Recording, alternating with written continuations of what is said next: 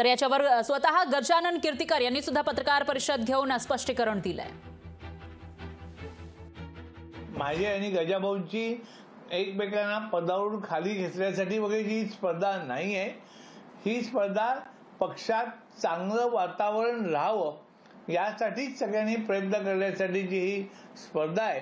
पक्ष पुढे जावा, आपल्या वक्तव्याने आपल्या कृतीने पक्षाची कोणत्याही प्रकारे हानी होणार नाही याची काळजी प्रत्येकाने घेतली पाहिजे आणि त्याच एका भावनेने हे पत्र मी माननीय मुख्यमंत्री आणि पक्षाचे मुख्य नेते एकनाथराव शिंदे साहेब यांना लिहिलेलं आहे।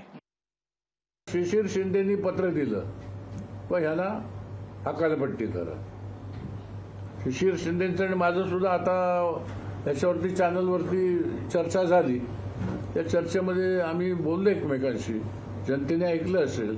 त्यांनी त्याची भावना, तो एक जुना सहकारी माझा, एक ध्येयवादी असा शिवसैनिक, कळलं की नाही, कुठलाही छुपा अजेंडा घेऊन तो इथे आलेला नाही। जो विचार घेऊन मी आलो त्याच पद्धतीने विचार करून तोही आलेला आहे, कळलं की नाही। आणि तो तसा सेन्सिटिव्ह आहे। त्यांनी त्याचा अर्थ असा लावला, माझ्या वक्तव्यामुळे किंवा पत्नीच्या वक्तव्यामुळे पक्ष बदनाम होईल आणि अशा व्यक्तीला तुम्ही पक्षातून काढून टाका। त्यांनी सरळ मागणी केली।